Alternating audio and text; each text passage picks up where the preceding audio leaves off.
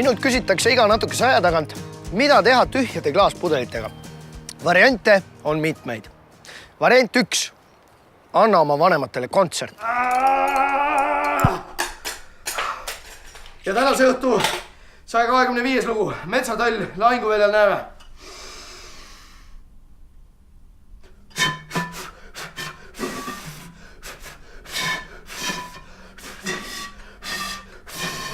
Lahinguväljal näeme Mait! Mind hüüdsid või? Magasite või? Ma hakkan otsast peale. Variant 2. Pane pudelisse laev. Pudelilaeva tegemine pole mingi käkitegu. See on protsess, mis nõuab hulganisti hoolt ja armastust. Tegemist on tõsise täppisteaduse ja keskendumisharjutusega. Vast valminud laev, mille ehitamiseks on kulunud rohkelt lugematuid päevi ja unetuid öid, on nüüd pudelisse ajamiseks valmis.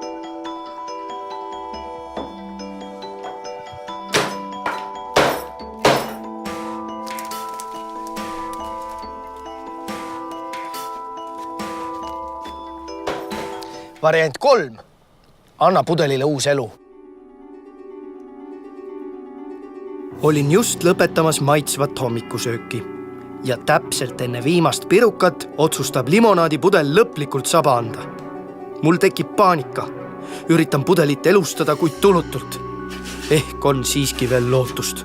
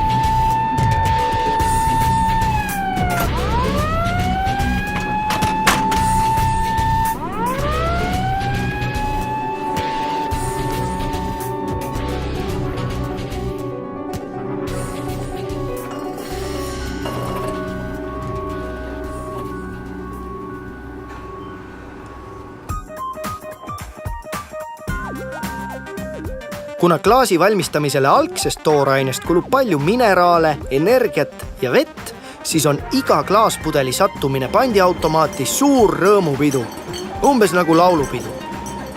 Keskkonna suhtes on alati sõbralikum kasutada ühte klaaspudelit mitu korda. Selliseid klaaspudeleid nimetatakse korduvkasutatavateks.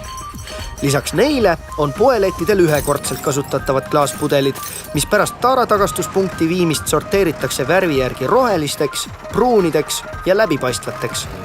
Seejärel peenestatakse need klaasipuruks ja sulatatakse 1200 kraadi juures. Sulaklaasist vormitakse uued klaastooted nagu uus klaaspudel, supipurk või lauanõu. Klaasi saab taas kasutada lõpmatuseni. Ta ei kaota selle juures oma puhtust ega kvaliteeti. Ühesõnaga, tänane pudel võib olla homme juba mingi muu lahe klaasist toode. Kuid mitte kõik klaaspudelid ei lähe ümbertöötlemisele. Vaatame korraks, mis toimub limonaaditehase paksude müüride taga.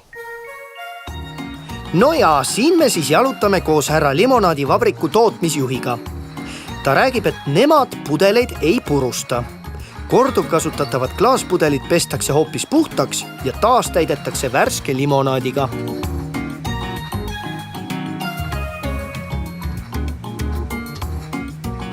Vaat sellised lood siis klaaspudelitega. Osadest tehakse uued tooted, osad pestakse puhtaks. Aga kõige olulisem on see, et sa kunagi klaaspudelit metsa vedelema ei jätaks, sest ta ei pruugigi seal kunagi ära laguneda. Paremal juhul ta lihtsalt on seal, halvemal juhul lööb keegi ta puruks ja siis võib igasugust jama juhtuda. Vaadake ise. Mine ütlen, see oli jäätist. Ära mine sinna!